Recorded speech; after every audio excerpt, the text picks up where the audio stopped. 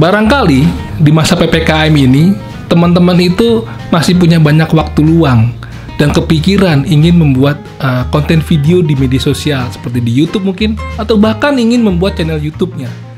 Tapi kepikiran kan, dari mana sih harus mulai duluan? Gimana sih caranya? Dan mungkin kita bukan siapa-siapa di media sosial ataupun di luar sana, bukan artis, bukan public figure, sehingga mungkin nanti bisa berefek pada jumlah subscriber atau viewer yang lambat naik atau bahkan nggak naik-naik karena kita bukan siapa-siapa tadi. Nah, gua ada beberapa tips buat teman-teman yang mau memulai membuat konten video di YouTube ataupun di media sosial lainnya yang mungkin bisa membantu menaikkan jumlah views atau subscribernya. Oke, tapi sebelumnya mari kita lihat bumper SGH dulu teman-teman. Jebret!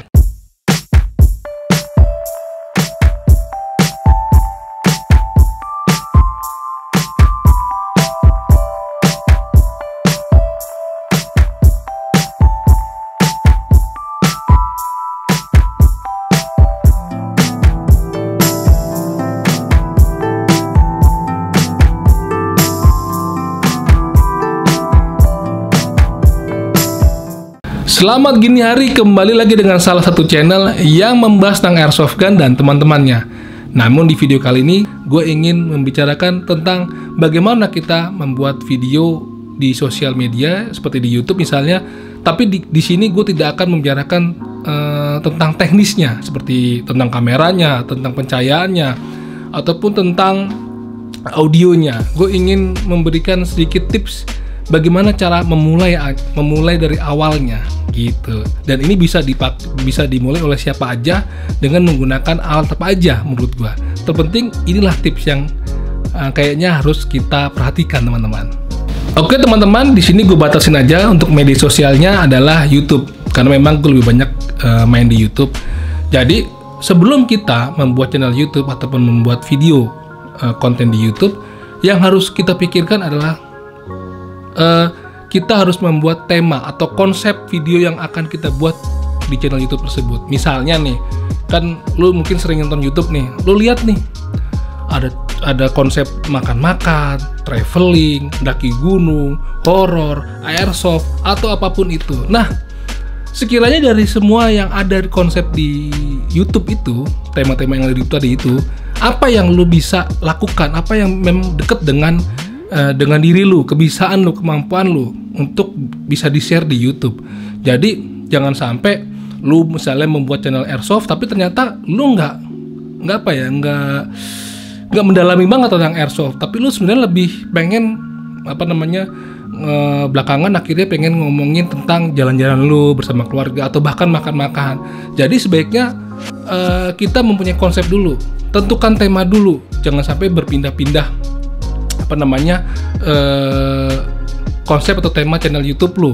Karena apa? Karena itu akan menghambat orang akan mencari diri kita di YouTube. Karena gini, orang itu nonton YouTube adalah mencari kebutuhan tontonannya, bukan mencari kitanya. Misalnya ada orang airsofter nih, gue pengen nonton channel-channel yang isinya tentang airsofter. Nah, dari situ nanti ketika mereka sering nonton tentang YouTube airsoft, kemungkinan besar channel kita akan muncul, akan direkomendasikan oleh YouTube bahwasannya kita memang ngomongin tentang airsoft. Dan ketika orang tersebut tertarik sama konten yang bertemakan airsoft dari kita, pasti dia akan tertarik dan mengikuti terus apa yang akan kita upload karena kita sering ngomongin airsoft. Karena kebutuhan dia adalah untuk mencari tentang ilmu airsoft misalnya atau apapun yang berbau dengan airsoft.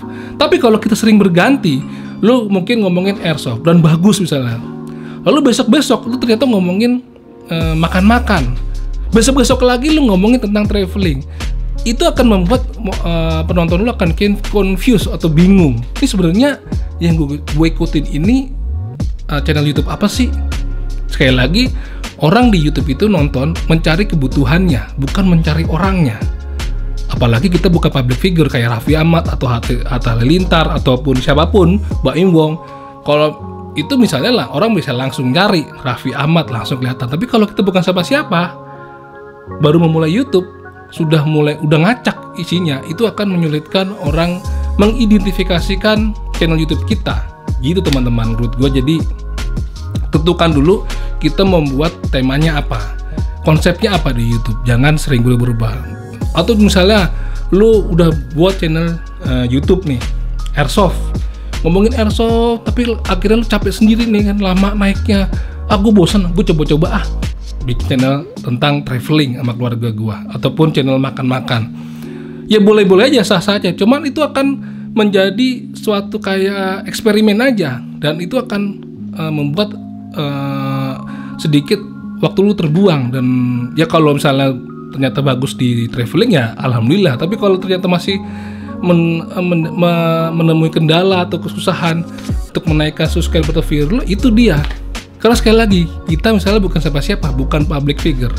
Jadi pertama, gue sekali lagi adalah tentukan tema atau konsep video lu di channel YouTube gitu. Oke teman-teman, tips yang kedua menurut gua adalah kita harus mau mempelajari bagaimana cara membuat thumbnail dan judul dari video yang ada di YouTube. Apa sih thumbnail itu? Thumbnail itu adalah cover atau tampilan pada channel YouTube kita, ya kan?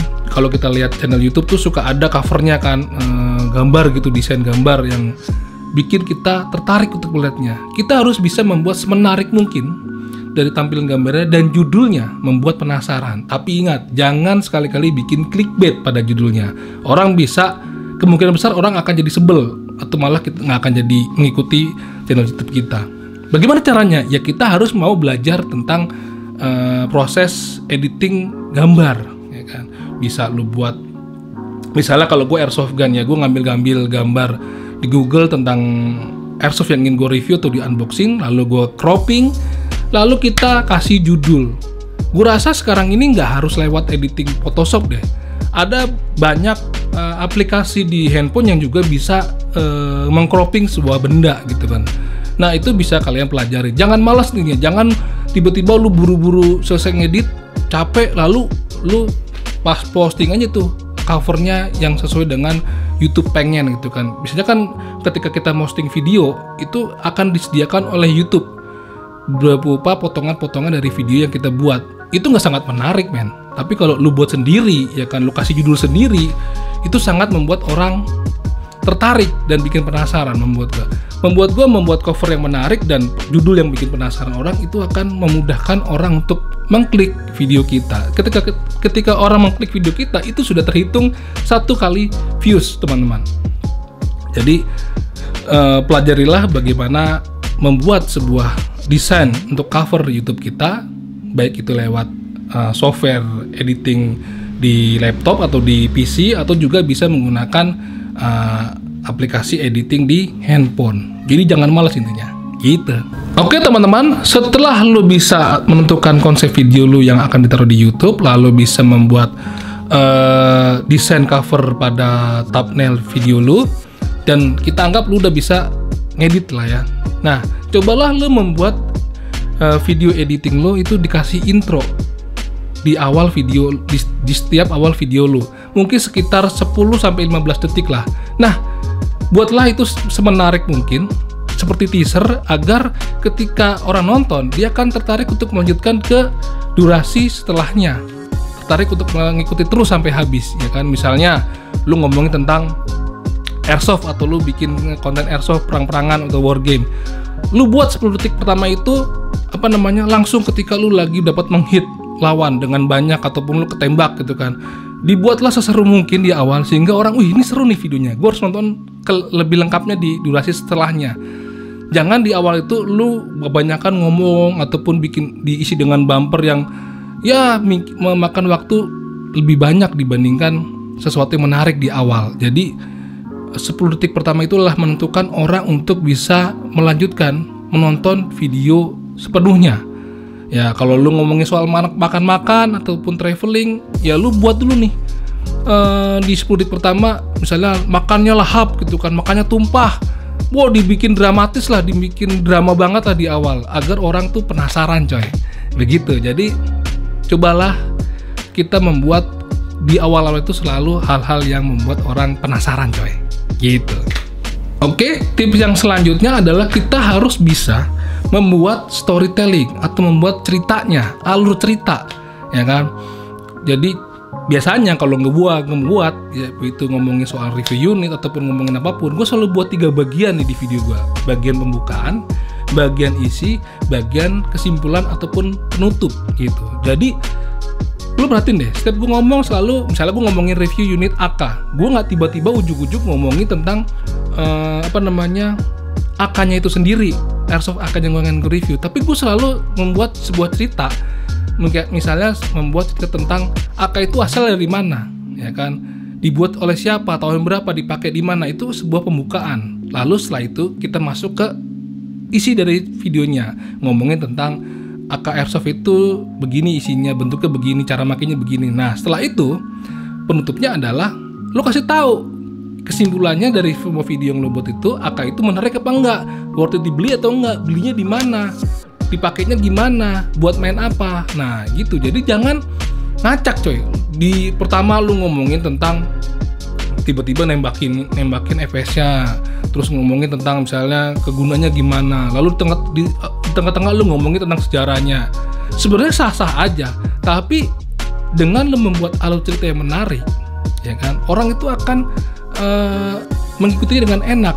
Oh sejarahnya itu begini ya, oh dibuat airsoftnya kenapa ya, oleh siapa ya, dan kesimpulannya seperti apa. Jadi semua itu kalau lu lihat channel-channel YouTube yang sudah besar namanya, mereka selalu membuat 3 bagian tersebut, memudahkan orang untuk memahaminya video kita gitu coy. Jadi kalau lu bingung, tulis aja dulu, pakai buku lah, lu tulis pertama gue mau ngomongin apa, kedua ngomongin apa, ketiga ngomongin apa, lu hafalin dulu sampai benar-benar fasih untuk membicarakan di depan kamera gitu. Jadi saran gue ya itu, lu harus membuat storytelling di video lu gitu coy. Oke teman-teman, tips yang terakhir adalah kita harus mau mempelajari style editing. Ini kita bahas tentang gua anggap sudah bisa ngedit video ya secara dasarnya, tapi kita harus mau mempelajarinya. Style editing itu sangat erat katanya pada saat kita mengambil video, cara-cara pengambilan video yang menarik seperti apa. Kalau lu masih bingung, lu bisalah cari channel YouTube yang memang memberikan info-info bagaimana mengambil gambar atau mengambil video yang menarik, ya kan. Kalau bisa gue sebut mungkin seperti Peter Wahlberg gitu kan, halftime filmmaker tuh. Lalu ada Peter McKinnon. Gue sebutin di video-video gue sebelumnya, bagaimana lu bisa mengambil gambar yang menarik, nggak monoton, nggak flat. Jadi orang nontonnya juga, wih, ini hal yang baru nih, kayak seru nih, nggak ada di channel yang lain, gitu kan. Lalu lu mungkin bisa mempelajari tentang perpindahan dari gambar ke gambar. Itu kan banyak juga disediakan di softwarenya kan. Ada yang model potongan halus atau potongan macam-macam lah. Lalu juga mungkin kalau lu udah tertarik lagi, lu bisa mempelajari color grading, pewarnaan pada video. Pernah gue ngomongin di video gue sebelumnya juga. Jadi video itu nggak cuman warnanya natural pada saat ngambil gambar, tapi lu bisa kasih warna lagi sendiri. Itu bisa lu pelajari lebih lanjut, ya kan. Tapi pada awal-awal yang penting adalah yang tadi di depan dulu. Masalah style editing bisa pelajari lebih lanjut. Begitu teman-teman menurut gua. Jadi gua rasa kalau memang teman-teman ingin menjadikan hobi membuat video ini adalah hobi yang serius juga, kayaknya lu harus mau banyak belajar juga, menggali informasi juga lewat berbagai media. Kalau gua biasanya lewat channel YouTube gua, channel YouTube orang lain yang ada di YouTube. Gua tuh kalau malam sering sekali sebelum tidur gua cari informasi yang memang gue butuhkan tentang membuat video, ya kan. Ada banyak, ada video tentang editing, video lighting, video color grading, banyak sekali. Jadi jangan malas. Intinya jangan pernah lu cepat menyerah.